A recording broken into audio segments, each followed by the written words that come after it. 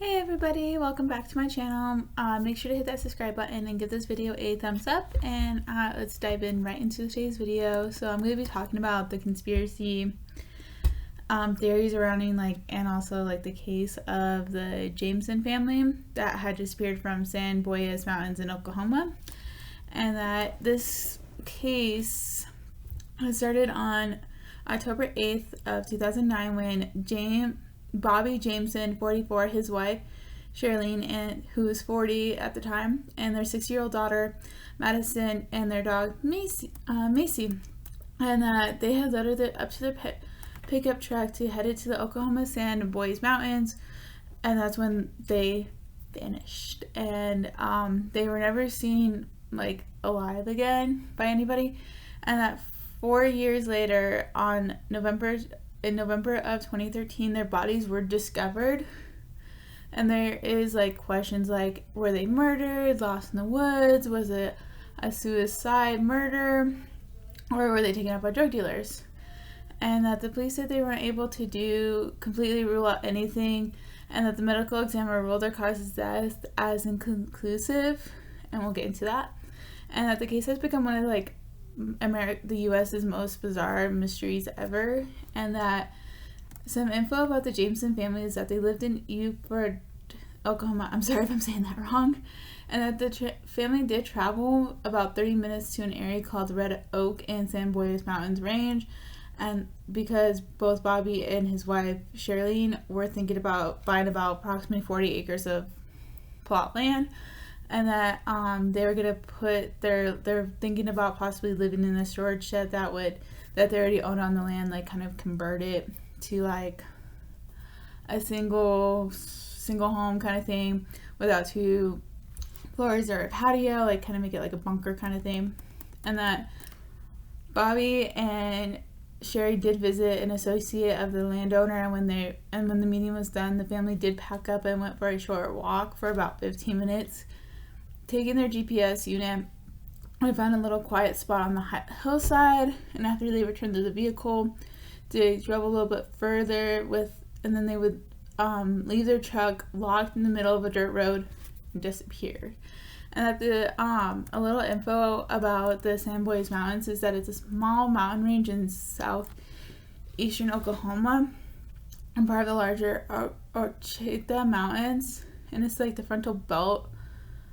and it's kind of located between Hillsuck and Latimer County, Oklahoma, and that San Boy is a French term meaning without forest or without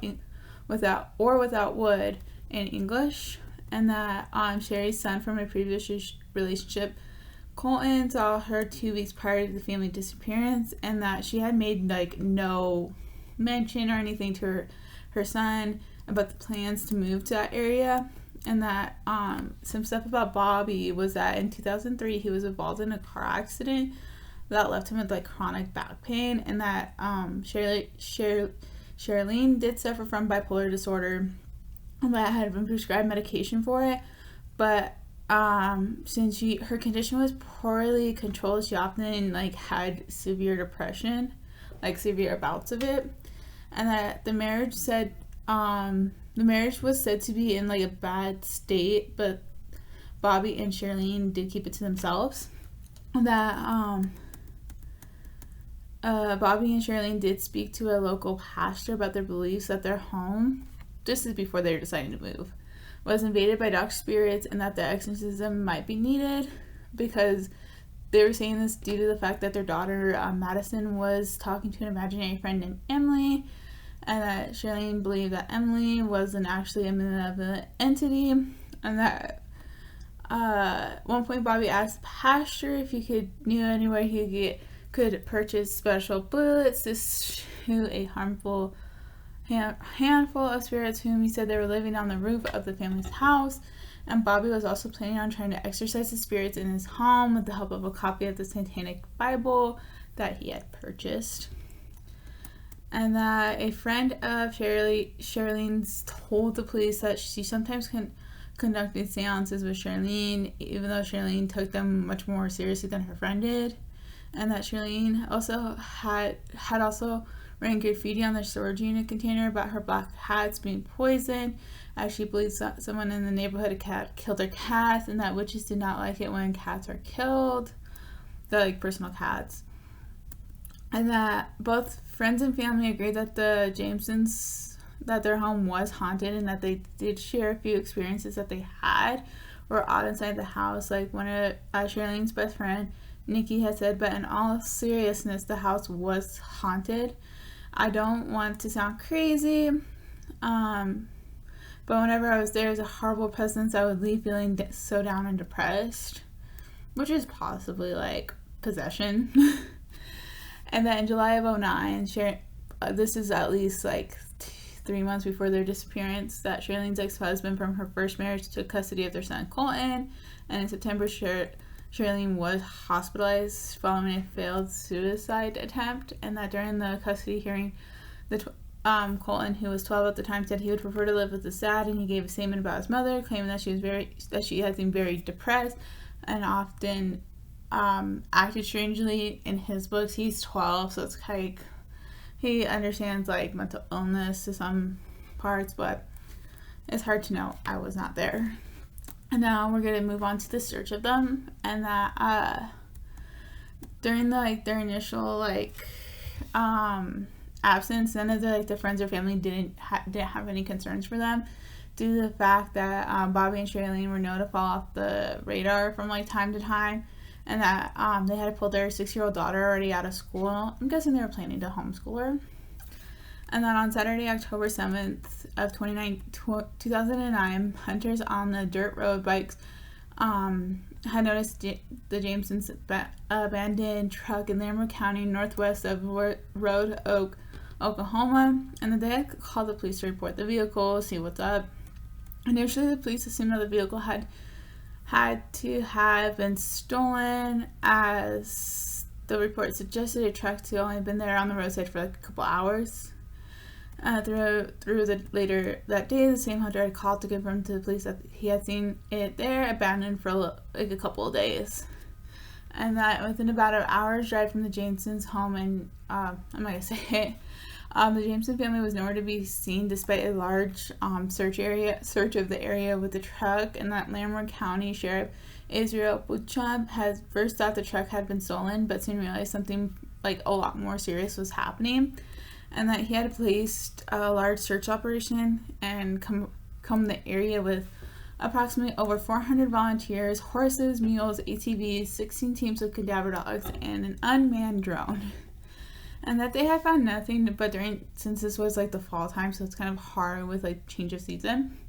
During the searches, the cadaver dog teams repeatedly found a scent near the water tower, and that which was prompted drained, though no evidence concerning the missing family could be there.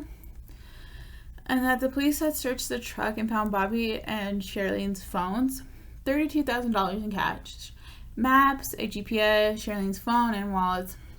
In addition, they found their dog, Misty, thirsty and malnourished, and the vehicle was in working order, had fuel, but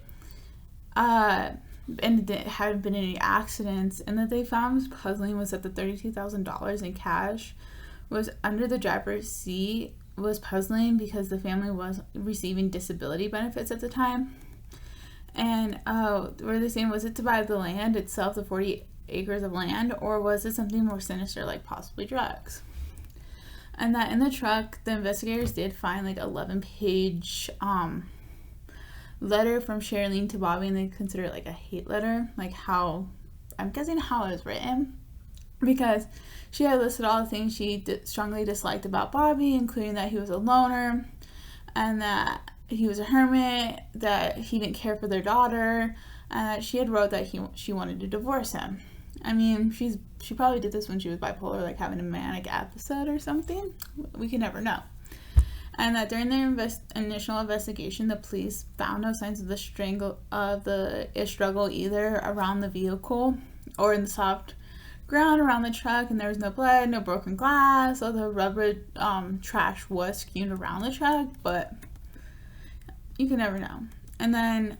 when they found the bodies on November 16th of 2013, it was about almost 3 miles from where the truck was located. The deer hunters did discover the skeletal remains of 2 adults and 1 child, and that they were the Smokestack Hollow area of Pono Mountains. The area was extremely remote just because of and that the 3 bodies were severely decomposed, and that the remains were considered were 3 skulls, number of bones and bone fragments, the victim's shoes, and some scrapes of clothing. And when a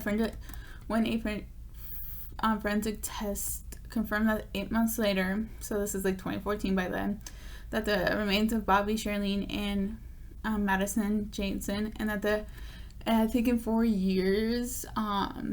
since they had initially vanished from their truck, and that the assistant special agent of Oklahoma State Bureau investigated there was questions why they hadn't found nothing in the beginning, and the Oklahoma SBI said that the falling leaves did possibly obscure the bodies, but there's no proof, and that due to the extensive decomposition of the body occurring in 4 years since they disappeared, it was even impossible to determine the case of death, like if it was homicide, suicide, natural causes, or anything. Though one of the skulls, considering it could have been Bobby, had a small hole in the hole that was initially suspected of being a bullet wound, and then later that the police dropped the line of inquiry, but hunters who found their bodies disagreed, and that in the investigation that happened, that the local sheriff's department and the FBI spent months chasing down leads and questioning potential people, but all leads came to a dead end. And then speaking after the disappearance, Sheriff Bucrum summed up to saying a lot of investigators would love to have the amount of leads that they did. The problem is that there are so many different directions the case could have taken, and that the police found surveillance video outside of the Jamisons' home, and the video did show Bobby and Charlene walking back and forth about like 20 times from their house to their truck, loading items in they consider like a zombie-like trance, and that sometimes they weren't carrying anything at all. Other times they were stopping and stood with a vacant look on their face. And that the odd behavior in the CCTV suggested that their drugs may have been involved, but with the severe depression and paranoia looming over the family, it was not hard to imagine that the house had a heavy feel to it, and that when police checked phone records of the mobile phones that were found in their truck, they found it to be an outgoing call to a voicemail on November 12th, though they would have been locked inside the abandoned truck at that time. And that the autopsies of the family was that the bodies discovered were so decomposed with no soft tissue present, with a lot of significant damage by animals. That cause of death was not determined. A bullet hole that potentially could have been a bullet was discovered in Bobby's skull, but this could have been led to possibly animal activity. And there's like a lot of theories out there of like what happened to the Jamison family, and that like they can't say just because it's like each one is like an open can of worms. One being like they got lost in the woods, and that they went on a quick hike, and that they lost their way and died from hypothermia. But the issue with it is that the bodies were found lined up side by side with their faces looking down, and that it looked like they had been execution style, and that they found 3 miles from their vehicle, and that Bobby had back problems from the car accident, and that it was unlikely that he would have gone walking in the hills, and that their truck was parked in such a way that it appeared that they were leaving and were stopped by someone. Murder-suicide, because Charlene did have BPD, and that she had owned a .22 caliber pistol, and that she carried that with her in the truck, and that the coroner did find a small hole in Bobby's skull that might have been from a bullet, but they can't determine that. But neither Charlene or Madison had any gunshot evidence, and that the gun has never been found. And if Charlene had used it to kill her family, then shoot herself, why hasn't the weapon been located? Perhaps someone did take it when they came across the bodies and didn't say anything to the police. That the Jamisons were members of a satanic cult, and this comes from Charlene's mother, Connie. claims that her daughter, son-in-law, and granddaughter were part of the call hit list, and that she had stated that that part of Oklahoma is known for known for that cults and stuff like that, and that they've been told that she has been told and what she has read that this is like the time of her daughter's disappearance, that she was on a cult hit list, and that Coney didn't want to provide the alleged cult name, and the police didn't find any like trails to it. And then another one that's pretty popular because of the $32,000 was that a drug deal went wrong, and that the area where the Jamison family lived in Oklahoma was, as well as the area where they were moving to, is well known for drug activity, including meth labs, including the drug methamphetamines. Bobby had recently reported someone in the local area for running one, and that in surveillance video where Bobby and Charlene were like walking back and forth from the truck in a zombie-like state, the two were also looked thin and unwell and gaunt, and that drugs could explain the large sum of money found in their truck. But drug abuse can also explain the couple's erotic behavior, and that one theory is that the Jasons came up to illegal drug activity, saw more than what they were supposed to, and were killed to keep quiet about it. But like some of the questions is like, why didn't the dealers search their truck and take their valuables, like aka the purse, the phone, and everything? And that another one was that after the valuables, like after the search, police didn't find any evidence that the couple were taking anything like meth or anything, and that there was no drug related paraphernalia, and that Bobby's another theory out there is that Bobby's dad killed the family, because the family had filed a protective order against Bobby's dad, Bob Dean Jamison, claiming that he had threatened to kill them over some business dealings. And the protective order was filed in April of 2009, so about 6 months beforehand, and Bobby alleged that his father had initially hit him with his new car on November 1st of 2008, and that he was a very dangerous man who thinks he's above the law, and that he was involved in prostitution, gangs, and meth. And that prior to his death, Bobby Dean had a long-running feud with his son, and that came into legal action when Bobby accused his father of raging in on an agreement, giving him half of the proceeds from the sale of a gas station that he owned. Bob used to give Bobby to work at the gas station. Bob threatened the family, and that there was also rumors that he had connections to the Mexican mafia, and that Bobby's father died 2 months after the family went missing in 2009 at the age of 64, and that Bobby's uncle, Jack, said Bobby's dad was either in the hospital or arrested at home during the time of the disappearance, and that he was a disturbed individual but not capable of murder, even though he didn't commit the murder himself. Did Bobby's dad possibly pay someone for the crime? And the investigator said Bobby Dean had a solid alibi and dismissed him as a person of interest. Other people say that it was white supremacist, which is weird just because of Charlene's Native American heritage. But the person that they think was it had a solid alibi. Another one was the family was kidnapped by pedophilias, but pedophilias only would have gone after their daughter. Perhaps the family was kidnapped so the kidnapper or kidnappers could get to Madison. And that